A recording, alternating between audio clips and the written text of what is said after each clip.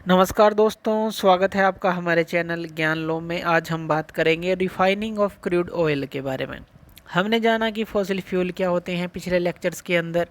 जो कोयला है, पेट्रोलियम है, गैस है। तो क्रूड ऑयल भी हमने देखा कि कैसे बनता है। अब जो क्रूड ऑयल है ये होता क्या है हमारे पास। क्रूड ऑयल हमारी एक इम्प्योर फॉर्म होती है ऑयल की, यानी कि ऑयल तो होता है लेकिन इम्प्योर होता है, जिसको आप अशुद्ध बोलते हैं। क्यों? क्योंकि जब इसको निकाला जाता है धरती के नीचे से तो इसके अंदर क्या क्या चीज़ें होती हैं। इसके अंदर कुछ साल्ट मिला होता है और इसी तरह से कुछ अर्थ के नीचे से निकालते हैं, धरती के नीचे से। तो इसलिए कुछ जो इम्प्यूरिटीज़ हैं, इम्प्यूरिटी भी इसके अंदर मिली होती हैं। तो इसलिए हमें क्या करना पड़ता है, इस क्रूड ऑयल को रिफाइन करना पड़ता है। तो रिफाइनिंग जो प्रोसेस होती है ये क्या होती है? ये प्रोसेस वो होती है जिसके अंदर से हम जो वेरियस कंपोनेंट हैं, अब पेट्रोलियम के अंदर काफ़ी तरह के, जिसको हम क्रूड ऑयल बोल रहे हैं वही पेट्रोलियम है, उसके अंदर काफ़ी तरह के कंपोनेंट होते हैं जिनको हम अलग करते हैं। और जो ये अलग करने की टेक्निक होती है उसके कंपोनेंट को एक दूसरे से, उसको हम बोलते हैं फ्रैक्शनल डिस्टिलेशन। यानी कि जो फ्रैक्शनल डिस्टिलेशन हम करते हैं उसके थ्रू ही रिफाइनिंग होती है। अलग अलग तरह की चीज़ें जो हैं हम क्रूड ऑयल या फिर पेट्रोलियम से निकाल सकते हैं। तो चलिए इस पूरी प्रोसेस को हम समझते हैं इस फिगर के थ्रू। ये फिगर जो है पूरी एक डिस्टिलेशन प्रोसेस है कि इसके अंदर क्या क्या होता है, इसके अंदर क्या किया जाता है। इसके अंदर जो मेन हमें काम करना है, इसके अंदर ये काम किस पे करती है, ये बॉइलिंग पॉइंट के डिफरेंसेस पे काम करती है। बॉइलिंग पॉइंट डिफरेंस पे। तो बॉइलिंग पॉइंट डिफरेंस का क्या मतलब है कि जैसे ही आप इसको हीट करेंगे क्रूड ऑयल को, तो उसके अंदर अलग अलग तरह के जो चीज़ें हैं, कंपोनेंट का वो बना हुआ है पेट्रोलियम, तो उनका बॉइलिंग पॉइंट भी अलग अलग होगा। तो इसलिए बॉइलिंग पॉइंट अलग अलग होगा तभी हम ये फ्रैक्शनल डिस्टिलेशन प्रोसेस लगाकर उसको सारे कंपोनेंट को अलग अलग कर सकते हैं। तो चलिए यहाँ पर ये जो कॉलम हमने पूरा लगाया है ये फ्रैक्शनेटिंग कॉलम हम इसको बोलते हैं। सबसे पहले क्या किया जाता है, सबसे पहले जो है क्रूड ऑयल को, अब यहाँ से जो एंट्री होगी क्रूड ऑयल की एंट्री होगी, यानी कि जो पेट्रोलियम है यहाँ से वो एंटर करेगा।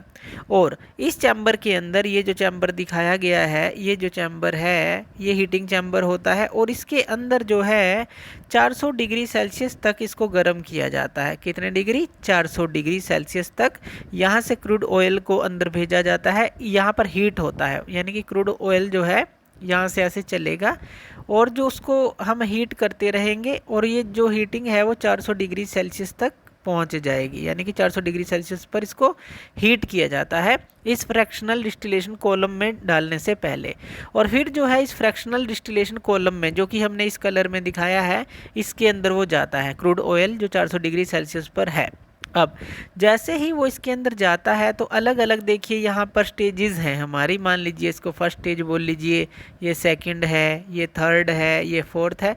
अलग अलग स्टेजेस के ऊपर यहाँ पर कंडेंसेशन होता है। अब कंडेंसेशन क्या है? अब देखिए कंडेंसेशन होता है वेपर्स को लिक्विड में बदलना, वेपर्स को लिक्विड में बदलना, ये हमारा कंडेंसेशन होता है। इवेपोरेशन क्या होता है? किसी चीज़ को गर्म करना और वेपर बनाना। कंडेंसेशन बिल्कुल उसका उल्टा, वेपर से लिक्विड में कन्वर्ट करना। तो इन स्टेजेस पे जो भी हमने 1 2 3 4 ये सारी देखी, यहाँ पर क्या है? कंडेंसेशन होता है। अब जो हाई बॉइलिंग पॉइंट वाला जो भी हमारा इसके अंदर कंपोनेंट होगा क्रूड ऑयल के अंदर, वो सबसे नीचे जो है हमारा कंडेंस होता है, क्योंकि उसका बॉइलिंग पॉइंट काफ़ी हाई है, वो इतनी जल्दी वेपर में कन्वर्ट नहीं होगा। जिसका बॉइलिंग पॉइंट जितना कम होगा, जितना लो होगा, वो उतनी जो जल्दी वो बॉइलिंग पॉइंट या कहें कि वेपर में कन्वर्ट हो जाएगा। तो अब यहाँ पर सबसे ऊपर अगर हम बात करें, यहाँ पर हमें मिलता है, अब यहाँ पर कंडेंसेशन प्रोसेस चलती रहती है और यहाँ पर सबसे ऊपर हमें मिलता है पेट्रोलियम गैस। यहाँ पे पेट्रोलियम गैस मिलती है क्योंकि गैस जो है ऊपर से हम निकाल लेते हैं, और ये हमें मिलती है बिलो 40 डिग्री सेल्सियस। तो बिलो की बात करेंगे कि 40 डिग्री सेल्सियस से ये हमें नीचे ही मिलती है। तो यानी कि सबसे कम जो इसका हम कहें कि एक तरह से बॉइलिंग पॉइंट है, तो ऊपर जाकर जो ये हमें ये मिल जाती है बिलो 40 डिग्री सेल्सियस से भी नीचे हमें ये मिल जाती है। तो इसकी जो टेम्परेचर रेंज ये होती है। और नंबर ऑफ कार्बन की अगर हम इसमें बात करें, C1 से C4 यानी कि 1 से 4 जो है इसके अंदर होते हैं, C1 से C4 हो सकते हैं। और ये कहाँ पर यूज़ की जाती है अब इस पेट्रोलियम गैस की अगर हम बात करें, ये हमारी मेनली जो पेट्रोलियम गैस की अगर बात करें तो इसके अंदर जो ब्यूटेन होता है हमारा, ब्यूटेन। अब ये जो ब्यूटेन है, जैसे मीथ इथ प्रोप ब्यूट यानी कि 4 कार्बन की जैसे कि बात की, मीथ इथ प्रोप ब्यूट, तो ब्यूटेन इसके अंदर मेनली होता है। और ये हमारा डोमेस्टिक के लिए घरों के अंदर जो हम कुकिंग फ्यूल यूज़ करते हैं, जो LPG है, जिसको आप लिक्विडफाई पेट्रोलियम गैस भी बोलते हैं, वो जो है हम यूज़ करते हैं, ये वही होती है पेट्रोलियम गैस जिसको हम बोल रहे हैं। उसके बाद ये तो हमने बिलो 40 डिग्री सेल्सियस देखा। अब लगभग जो है हमें इसके बाद मिलता है पेट्रोल, और ये जो पेट्रोल है ये हमें मिलता है लगभग 40 डिग्री सेल्सियस से 170 डिग्री सेल्सियस पर, ये हमें पेट्रोल मिलता है। और इसके अंदर अगर हम कार्बन की वैल्यूज़ देखें, यानी कि कार्बन देखें, C5 से C10 होते हैं नंबर ऑफ़ कार्बन जो होते हैं। अब पेट्रोल हमें पता है किसके काम आता है, आप गाड़ियों के अंदर, मोटरसाइकिल, स्कूटर के अंदर इसका यूज़ करते हैं, तो इसका यूज़ हमें पता है। इसको हम गैसोलीन भी बोलते हैं, दूसरा नाम इसका गैसोलीन है, ये भी ध्यान रखिएगा। फिर हमें मिलता है उसके बाद किरोसिन ऑयल। किरोसिन ऑयल के बारे में भी आपने पढ़ा होगा, डिपो से ये मिलता है, जो सरकारी डिपो होते हैं वहाँ से आप इसको ले सकते हैं। और ये हमारा जो लगभग जो बनता है, ये 170 डिग्री सेल्सियस से ये लगभग 250 यानी कि 250 डिग्री सेल्सियस तक ये हमें मिलता है। और इसके अंदर अगर नंबर ऑफ़ कार्बन की बात करें 10 से 12 ये हमारे पास होते हैं। और ये कहाँ पे यूज़ किया जाता है किरोसिन ऑयल, ये जैसे मिट्टी का तेल है उसकी बात कर रहे हैं, ये डोमेस्टिक फ्यूल यानी कि घरों के अंदर जो लालटेन होती थी उसमें लगाते हैं, लैंप्स में लगाते हैं, स्टोव्स में लगाते हैं, या दिए के अंदर भी लगा देते हैं जैसे जो लालटेन होती हैं। तो इस तरह से ये हमें मिलता है। तो ये केरोसिन ऑयल हमें मिल गया, यानी कि देखिए बिलो 40 डिग्री, फिर 40 से 170, फिर 170 से 250 हमें ये मिला। अब उसके बाद हमें मिलता है डीजल, यहाँ पर हमें मिलता है डीजल, और ये हमें मिलता है लगभग 250 से 350 डिग्री सेल्सियस पे, 250 से 350 डिग्री सेल्सियस पे ये हमें मिलता है, जिसके अंदर नंबर ऑफ़ कार्बन लगभग 13 से 15 ये होते हैं। अब डीजल का भी हमें यूज़ पता है, कहाँ पे होता है इसका यूज़, कार को चलाने में, ट्रक, बसेस, ये बड़े बड़े जो इंजन होते हैं, रेलवे इंजन, जनरेटर, इस तरह की सारी चीज़ें जो हैं डीजल पर चलते हैं। डीजल जनरेटर हो गए, डीजल इंजन जो हो गए, ये सारे उस पर चलते हैं, इसका हमें पता है। उसके बाद डीजल के बाद हमें मिलता है फ्यूल ऑयल। फ्यूल ऑयल हमें मिलता है।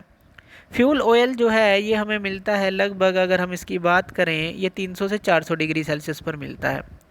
अब 300 से 400 डिग्री सेल्सियस पर जो नंबर ऑफ़ कार्बन यहाँ पर हमें मिलते हैं लगभग 15 से 18 मिलते हैं। अब ये कहाँ पर यूज़ किया जाता है, ये जो फ्यूल ऑयल है ये इंडस्ट्रीज़ में यूज़ किया जाता है, बॉयलर्स के लिए, फर्नेसेस के लिए। तो एक अच्छा फ्यूल होता है, ऐश इससे नहीं निकलती, राख वगैरह नहीं बचती, इससे बेटर फ्यूल होता है कोयले से। अगर हम इसका कंपैरिजन करें तो फ्यूल ऑयल का यूज़ इंडस्ट्रीज़ में भी किया जाता है। उसके बाद ये 400 डिग्री सेल्सियस तक हमारी बात हो गई। अब ग्रेटर देन 400 डिग्री सेल्सियस पे अगर हम बात करें तो हमें क्या क्या मिलता है, ग्रेटर देन 400 डिग्री सेल्सियस, यानी कि 400 डिग्री सेल्सियस से ऊपर हमें क्या क्या मिलता है। तो यहाँ पर हमें मिलता है लुब्रिकेटिंग ऑयल। लुब्रिकेटिंग ऑयल आपने गाड़ियों के अंदर देखा होगा, जो हम डालते हैं लुब्रिकेशन के लिए, तो उसका अलग सम्प होता है। मोटरसाइकिल में, कारों में कूलेंट जो है वो अलग हम डालते हैं, लुब्रिकेटिंग ऑयल अलग डालते हैं। तो लुब्रिकेशन प्रोवाइड, ताकि स्मूथ वर्किंग करता रहे इंजन। मशीन्स के लिए भी यूज़ होता है। एक तो ये मिलता है हमें, जिसके अंदर अगर हम कार्बन की संख्या देखें लगभग 17 से 20 होती है, 17 से 20। और उसके बाद हमें मिलता है वैक्स, जिसको हम पैराफिन वैक्स भी बोलते हैं। पैराफिन वैक्स ये जो है वैक्स किस काम आता है, यानी कि जो मोम है वो जिसकी बात कर रहे हैं, इसके अंदर जो कार्बन की संख्या है 20 से 30 होती है। यानी कि ये जो है कैंडल बनाने के लिए, जो ग्रीस आपने देखा होगा वहाँ पर ये यूज़ होता है, जो पैराफिन वैक्स है। और उसके बाद जो है वैसलीन वगैरह जो हैं, ये सारी जो है पैराफिन वैक्स ही होती हैं। उसके बाद ग्रेटर देन 400 डिग्री सेल्सियस पे ही हमें मिलता है एस्फाल्ट। तो ये भी एक नाम याद रखिएगा आप, एसफाल्ट, ये हमें मिलता है। ये जो है किस काम आता है, ये हमारा रोड जो बनते हैं, जो रोड बनते हैं वहाँ पर उनके ऊपर इसको गिराया जाता है। एसफाल्ट जो है, जैसे कोलतार है हमारी, वहाँ पर कोलतार का यूज़ करते हैं। तो ये जो है ग्रेटर देन 400 डिग्री सेल्सियस पर ही हमें मिलता है, और इसके अंदर अगर हम कार्बन की संख्या देखें लगभग ये 30 से 50 होती है, लगभग इतनी होती है, इतनी ज़्यादा होती है। तो ब्लैक और स्टिकी सब्सटेंस होता है कोलतार, और उसको जो है रोड की सरफेसिंग के लिए यूज़ किया जाता है, एसफाल्ट इसको बोलते हैं। तो इस तरह से ये पूरी रिफाइनिंग की जाती है। तो इस तरह से जो पूरी डिस्टिलेशन, जो फ्रैक्शनल डिस्टिलेशन कॉलम है हमारा काम करता है, और अलग अलग चीज़ों को हमें देता है। यानी कि जो देखिए पेट्रोलियम से कितनी सारी चीज़ें निकलती हैं, हर एक चीज़ का हम यूज़ करते हैं। तो ये था हमारा जो कि रिफाइनिंग प्रोसेस थी क्रूड ऑयल की। तो थैंक यू वीडियो देखने के लिए, और इसी तरह की वीडियोज़ के लिए आप हमारे चैनल ज्ञान लो पे हमें सब्सक्राइब कर सकते हैं। धन्यवाद।